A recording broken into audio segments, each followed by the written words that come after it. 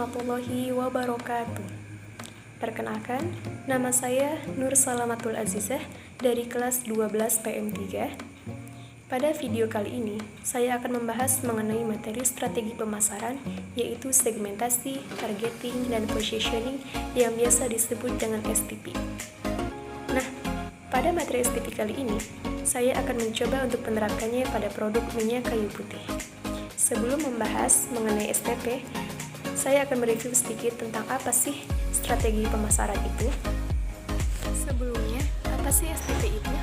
STP adalah suatu singkatan dari segmenting, targeting, dan positioning yang merupakan 3 rangkaian proses yang harus dilalui pada penetapan strategi bisnis.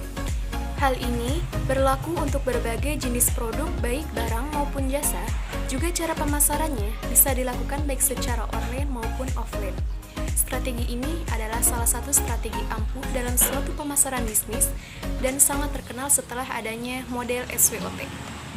Selain itu, Departemen Marketing atau Pemasaran juga bisa lebih mudah dalam menentukan posisi perusahaan dengan menggunakan STP Marketing. Mengenal segmentasi audiens pada STP Marketing. Dengan memahami segmentasi audiens ini, itu akan membantu perusahaan untuk bisa lebih fokus dalam hal mengalokasikan sumber daya yang dimiliki.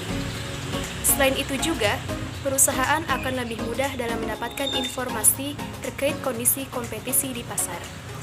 Berikut ada beberapa poin yang harus diperhatikan dalam membuat segmentasi. Pertama, demografis.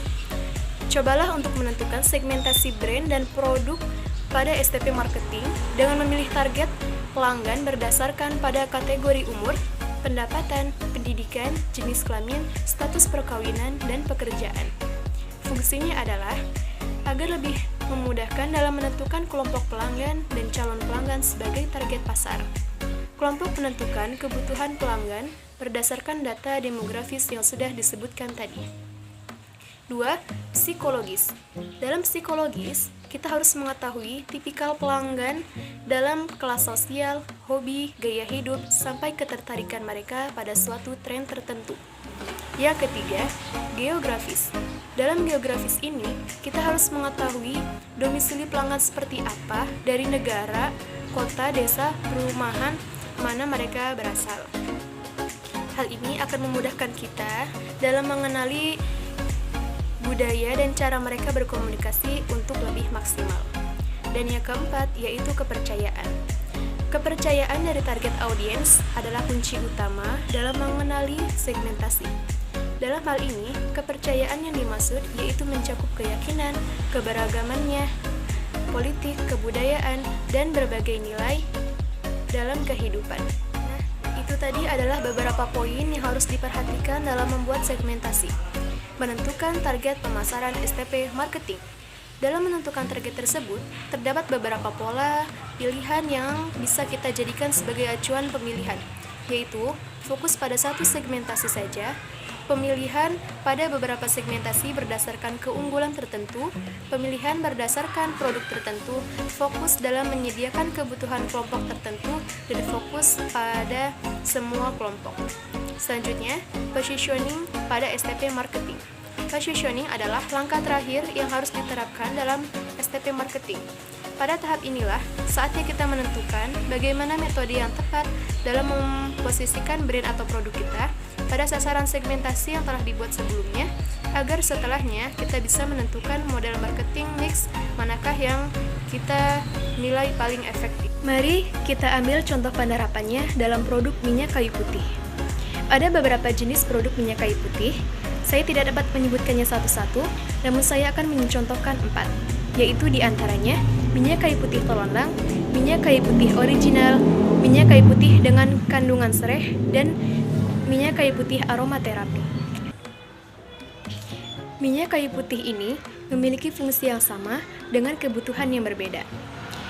Biasanya, dari telonlang sendiri itu digunakan oleh bayi umur 0 sampai dengan balita, dan minyak kayu putih lainnya digunakan untuk kalangan umum seperti anak-anak, remaja, dewasa, dan lansia. Apa sih manfaat dari minyak kayu putih itu sendiri? Yang pertama, telonlang. Pelonang ini berfungsi untuk mengatasi serta melindungi si kecil dari gigitan nyamuk, melembabkan kulit, serta membantu si kecil untuk lebih rileks dan lain sebagainya. Yang kedua, minyak kayu putih dengan rasa original. Ini membantu untuk mengatasi perut kembung dan mengurangi gejala demam dan lain sebagainya. Yang ketiga, minyak kayu putih dengan kandungan serai. Ini berfungsi untuk melindungi gigitan nyamuk karena aromanya tajam dan menghangatkan.